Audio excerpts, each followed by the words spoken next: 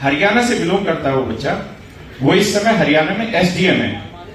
आप समझते हैं जैसे मध्य प्रदेश में पीसीएस सर्विस होती है ना, ऐसे हरियाणा में भी पीसीएस सर्विस है।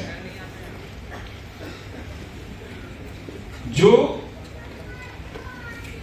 अरे यार, वो बच्चा जब पढ़ता था स्कूल में तो उसके फादर भी गुजर गए थे। अकेली मां गांव देहात में कैसे अरेंज करती है अपने बच्चे को पढ़ाना। उस बच्चे ने 12th क्लास में बिना किसी कोचिंग के एनआईटी क्रैक किया, एनआईटी में एडमिशन लिया। एनआईटी में एडमिशन लेने के बाद उसको लगा कि अब मुझे यूपीएससी की तैयारी करनी है। हिंदी मीडियम का बच्चा, सरकारी स्कूल में पढ़ने वाला बच्चा जिसकी इंग्लिश बहुत कमजोर है, आप जानते हैं कितने साल संघर्ष किया उसने? 14 साल तक पढ़ता रहा, सिलेक्शन नहीं हुआ। कितने साल? 14 साल। जानते हैं इतना टाइम क्यों लगा? जब मैंने पूछा कि समय क्यों लगा, बोला सर अगर मुझे 2 साल ऐसे मिल जाते ना कि जिसमें मेरे ऊपर पैसे का दबाव नहीं होता और मैं सिर्फ पढ़ता, तो मैं 2 साल में यूपीएससी क्रैक कर लेता।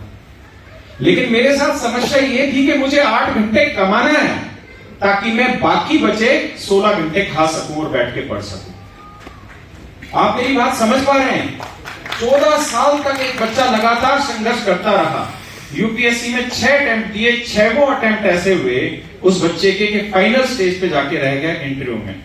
मींस क्वालिफाई किया, प्री क्वालिफाई किया, इंटरव्यू में बैठा। लेकिन गांव देहात का बच्चा तो वो पर्सनैलिटी डेवलप कर नहीं पाया, वो स्पीकिंग स्किल डेवलप कर नहीं पाया क्योंकि उसके पास वो संसाधन थे ही नहीं। लेकिन लगा रहा। मैंने उससे ये पूछा कि यार ये तो मतलब बड़ी विचित्र बात है। दुनिया कहती है कि जितना, हाँ इसको करते रहे, इस पर ध्यान नहीं देना। दुनिया कहती है कि सोना जितना तपता है उतना सोना निखरता है, लेकिन साला 14 साल तक अगर सोना तपता ही रहे तो उसकी निखार की वैल्यू ही क्या रह गई? आप समझ सकते हैं 14 साल तक एक बच्चा किस तपत में गुजर रहा है। 8 घंटे कमाता है, स्विगी में, जोमेटो में, रेस्टोरेंटों में काम करता है ताकि बाकी 16 घंटे में वो अपनी रोजी रोटी कमा सके और अपनी पढ़ाई को जारी रख सके। लेकिन फिर भी वो बच्चा 14 साल के बाद सेलेक्ट हुआ एसडीएम की पोस्ट पे। तो मैंने उससे पूछा कि तेरा जो स्ट्रेंथ थी, भाई तेरा सिलेक्शन हुआ, 14 साल तक तू स्ट्रगल करता रहा, तो कौन सी ऐसी क्वालिटी थी जो तुझे ये दिमाग में बैठ गई, या कौन सी ऐसी चीज थी जो तेरी बेहतरीन थी जिसकी वजह से सिलेक्शन हुआ? उसने कहा कि मेरे पास एक ही चीज थी कि ये दरवाजा आज नहीं खुलेगा तो कल खुलेगा, कल नहीं खुलेगा तो परसों खुलेगा। मेरे को साला ना शादी करनी है ना कोई और काम करना है। मेरे जितने भी यार दोस्त थे सब बहुत बढ़िया जगह चले गए, मैं आज भी वही रेस्टोरेंट में वेटर का काम करता रहा। लेकिन मैंने ठान लिया था कि इस दरवाजे को साले को खोलना है, आज नहीं कल खोलेंगे। और सर 14 साल में मैंने खोल दिया। और सर 14 साल में नहीं खुलता तो 15वीं में खोलता, 15वीं में नहीं खुलता तो 16वीं में खोलता, पर खोलता। इसलिए सर मुझे डिस्ट्रैक्शन कभी हुआ ही नहीं। मेरा जुनून इतना मजबूत था कि मैं उसी जुनून में लगा रहा। मेरे बच्चे ऐसे एक नहीं, अनेकों अनेक कहानियां हैं। एक बच्ची थी अभी 21वीं रैंक उसकी हरियाणा पीसीएस में थी और इस बार उसकी 51वीं रैंक है। और मैं हैरान हूं कि ये वो सारे वो बच्चे जिनके फादर नहीं है। नाम है शिवानी पांचाल। अभी मेरे YouTube चैनल पे उसका पॉडकास्ट भी लाइव नहीं हुआ है क्योंकि जब मैं आया यहाँ पे उसी दिन 25 तारीख को मैंने उसका पॉडकास्ट शूट किया। मतलब ये बच्चे वो हैं जिनके पास कोचिंग लेने के पैसे नहीं है, लेकिन ये बच्चे यूपीएससी निकाल गए। आप समझ सकते हैं, यूपीएससी निकाल गए ये बच्चे बिना कोचिंग के। तो सोचो कितनी जबरदस्त तरीके से जुनून और मेहनत रही होगी। मैंने इनसे कुछ सक्षम की जो मैं बात बता रहा था, सक्षम से पूछा कि यार आप इतने लंबे समय से तैयारी करते आ रहे हैं, कभी तो ऐसा मौका आया होगा कि डिस्ट्रैक्शन होती होगी, यार दोस्तों में टाइम खराब होता होगा, जो कंसिस्टेंसी वो ब्रेक होती होगी, क्योंकि कोई भी आदमी लगातार कब तक कंसिस्टेंट रह लेगा। आप एक गाड़ी 14 घंटे नहीं चला सकते, एक बच्चा 14 साल तक लगातार काम कर रहा है और मेहनत कर रहा है, तो कभी तो कंसिस्टेंसी ब्रेक हुई होगी।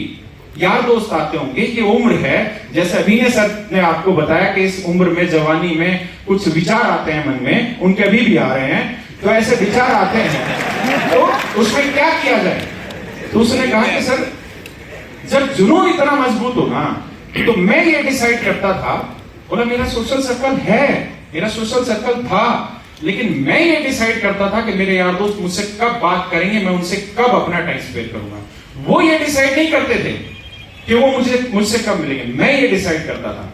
यार इतना आसान थोड़ी, कितना जल्दी से सिलेक्शन ले लेना। तो मेरे दोस्तों, बहुत जरूरी है कि डिसिप्लिन की आग अपने अंदर लगाइए।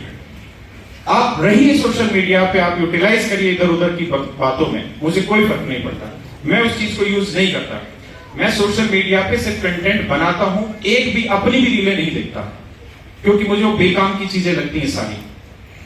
मुझे लगता है कि आपको एक जीवन मिला हुआ है और ये जीवन रोज कम होता जा रहा है, और जिस दिन आपके हाथ से वक्त निकल जाएगा ना, उस दिन आप रोज पछताते रहेंगे कि ये निकल गया, ये निकल गया।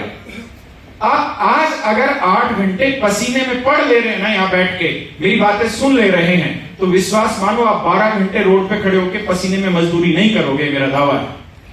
आप अगर आज 8 घंटे पसीने निकाल रहे हो, तो जीवन भर आपके ऑफिसों में, आपके कमरों में एसी लगा रहेगा। ये संघर्ष की कीमत होती है, जिसे आपको समझना होगा। जो मेरे बच्चे पीछे बैठे हुए हैं, बिल्कुल शांत है, ना किसी फोटो के लिए, ना किसी सेल्फी के लिए, ना इधर उधर के लिए। मेरे बच्चों, जरूरी है अपने इस टाइम की कीमत को समझो। अगर आप इस कीमत को समझ गए तो बहुत ऊपर जाओगे और जीवन में बहुत सुख मिलेगा। मेरी बात समझ रहे हैं? देखिए, डिस्ट्रैक्शन तो आना है। एक लड़की आएगी, वो उससे आएगा, या लड़का आएगा उससे आएगा। रोकना भी हमें ही है। सारी ताकत इसी चीज में है। इससे हम कुछ भी कर लेते हैं। बिगड़ना हो तो बिगड़ भी लेते हैं, और बनना हो तो बन भी लेते हैं। और मेरी एक बात हमेशा ध्यान रखना, जो करोगे वो पाओगे। भीष्म पितामह जी ने एक दिन क्या किया था, अपने तीर से सांप था, उस सांप को ऐसे उठाया, उस सांप के अंदर तीर चला गया और उसको दूर फेंक दिया। आप जानते हैं मृत्यु सैया पे क्या हुआ था? तीरों की सैया थी, तीर थे और तीरों के ऊपर लेटे हुए थे। हमें कांटा चुभ जाए दर्द होता है, वो कितने दिनों तक उस तीरों की सैया पर बैठे रहे। मेरे दोस्तों, ये प्रकृति है, इसका नियम है। जो कर रहे हो वो आपको हूबहू मिलना है। आज नहीं तो कल, कल नहीं तो परसों आपको मिलना है। आज मेहनत कर लोगे तो बहुत सुख पाओगे। ये 1-2 साल की मेहनत है, इसको सही डायरेक्शन में करो। कल एक बच्चा था, और इंदौर में वो जीएसटी इंस्पेक्टर है, और कल उसके साथ में पॉडकास्ट कर रहा था। कल हम थोड़े जल्दी आ गए थे। उसका नाम है परवीन, क्या था मोहित? परवीन कुमावत बच्चा है। उसकी रैंक 138 है एसएससी सीजीएल 2024 में। एक्साइज इंस्पेक्टर की पोस्ट पे उसका सिलेक्शन हुआ। वो चाहता तो assistant section officer ministry of external affair में भी जा सकता था। जब मेरी उस बच्चे से बात हुई तो मैंने उससे पूछा कि कौन कौन सी ऐसी खूबी है आपके अंदर, कौन कौन सी ऐसी अच्छी चीजें रही आपके जीवन में इन 1-1.5-2 साल में कि आपका सिलेक्शन इतनी बढ़िया पोस्ट पे और इतनी अच्छी रैंक पे हुआ। उसने मुझे 3 चीजें बताई। उसने कहा किसी भी स्टूडेंट को तैयारी करनी है तो सबसे पहली चीज जो उसके लिए जरूरी है वो है एम्बियंस, मतलब उसका आसपास का वातावरण। उसने कहा कि सर हमारा एक ग्रुप बना हुआ था टेलीग्राम पे, क्या था? द खूंखार। क्या नाम था बच्चों? द खूंखार। कह रहा उसमें 70 बच्चे थे। कितने थे? बोलो 70। और 70 के 70 का सिलेक्शन हुआ सीजीएल में। और उन 70 में 2 बच्चे ऐसे थे जिनकी रैंक अंडर 100 थी, और बाकी 68 बच्चे ऐसे थे जिनकी रैंक अंडर 1000 थी।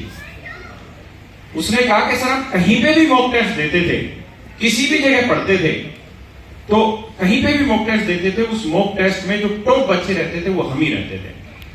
कह रहा है कि सर एम्बियंस का बहुत फर्क पड़ता है। अगर हमारे साथ में ऐसा एम्बियंस है जो बिल्कुल डायरेक्टेड है इस डायरेक्शन में, तो कहता है सर कामयाबी झक मार के आनी ही आनी है, रुकनी ही नहीं है।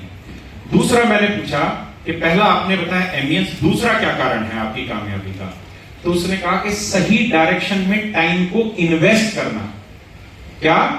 सही direction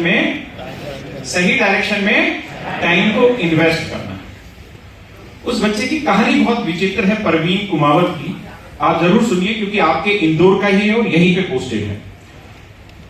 all India, Madhya Pradesh में उसकी all over India 2nd rank थी।